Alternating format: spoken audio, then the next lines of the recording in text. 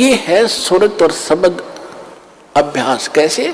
जो शब्द यानी मंत्र आपको दिया है, जब वो बाहर उच्चारण करते हो तो उसका सांस के द्वारा थोड़ा थोड़ा उच्चारण महसूस होता है, पता लगता है बाहर कौन सा बोल रहा है। तो उसके ऊपर ध्यान रखे कि मैं कौन सा मंत्र बाहर छोड़ रहा हूं, उस पर ध्यान रहे आखिरी तक। जब तक दूसरा फिर चले तो उस पर ध्यान रहे कि अंदर कौन सा मंत्र ले रहा हूं। ये प्रैक्टिस करनी है। इसके करने से जब भी आप चाहोगे तुरंत शुरू हो जाएगा, और इस पर ये ध्यान भी रहेगा। जब मन चला गया तो सुरत नृत्य अपने आप रहेगी कि मैं कौन जाप कर रहा हूं, किसका है ये। इतने में ये तीनों चारों चीज इकट्ठी हो जाएंगी। और ऐसे जब अंदर लेते हो, ध्यान रहे मैं अंदर कौन सा मंत्र ले रहा हूं, सुरत रहे उसके ऊपर। तो ये है सुरत शब्द अभ्यास। एक परमात्मा कहते हैं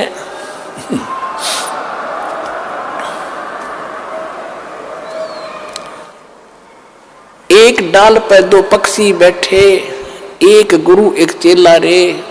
चेला तो चंचल है भाई, गुरु निरंतर खेला रे। फिर परमात्मा उत्तर देते हैं कि इस पद का वो भेद बताओ, कौन गुरु कौन चेला रे। और फिर आपे उत्तर दे रहे हैं, कह कबीर सुनो भाई साधो, शब्द गुरु चित चेला रे, शब्द गुरु चित चेला रे। आप उत्तर दे रहे हैं कि कौन है गुरु कौन है चेला। एक डाल पर दो पक्षी बैठे, एक गुरु एक चेला रे। यानी इस पर शरीर के अंदर आत्मा भी है, मन भी है। और यहां बताते हैं कि जब गुरुजी ने आपको मंत्र दे दिया तो इस मन को इस पे लगा, चित्त को इस शब्द पर, तब वो गुरु के द्वारा दिया गया तेरा जो मंत्र है वो इस मन का गुरु बना दे। शब्द गुरु चित चेला रे, जो नाम गुरु जी ने दे दिया उसमें केवल वही ध्यान रहे, वो कौन सा मंत्र मैं जाप कर रहा हूं, और मन को उसके जोड़ दे। तो ये है सुरत शब्द अभ्यास।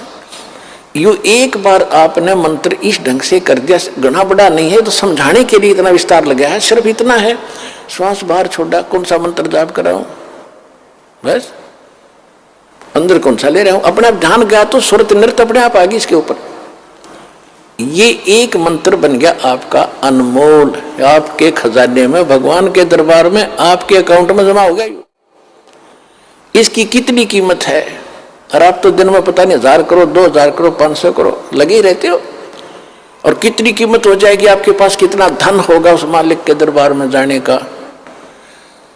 कहते सत्य नाम, वैसे वाणी में गरीबदास जी ने स्पष्ट नाम लिखा है।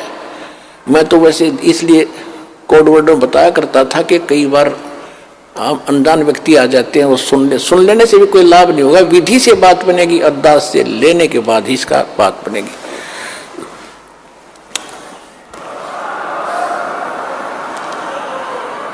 गरीबदास जी ने लिखा है, ओम सोहम पालड़ रंग होरी हो।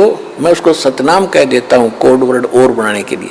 गरीबदास जी ने सीधा लिखा है, ओम सोहम पालड़ रंग होरी हो, 14 लोक चढ़ावे राम रंग होरी हो, 3 लोक पासंग धर रंग होरी हो, तो ना तुले तुलाया राम रंग होरी हो।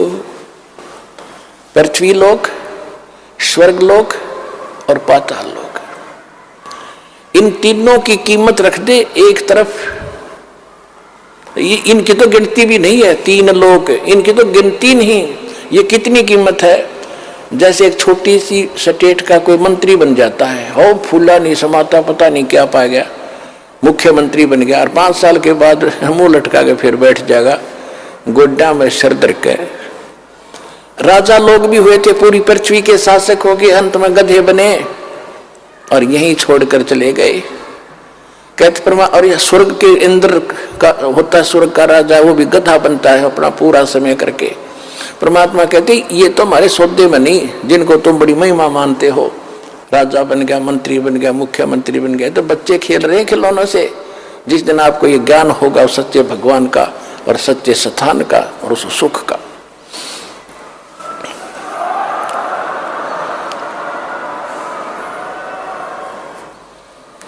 क्या बताते हैं परमात्मा के 14 लोक चढ़ावे, विष्णु का लोक, शिव जी का लोक, विष्णु जी का लोक, शंकर जी का लोक, दुर्गा का लोक, धर्मराज का लोक, ब्रह्मलोक के अंदर वहां जो काल का स्थान है, और ये 88,000 खेड़े उसमें, और गोलोक वगैरह, ये 14 लोक बनते हैं। कहते इन 14 लोक की कीमत रख दे, यानी पूरे ब्रह्मांड में रख दे एक तरफ, और ये 3 लोक पृथ्वी स्वर्ग पाताल, ये तो पासंग, इनका ये तो सौदे में नहीं इतनी कीमत है इसे एक मंत्र की। पासंग किसे कहते थे? क्योंकि आजकल बच्चे उस व्यवहार से निकल चुके हैं।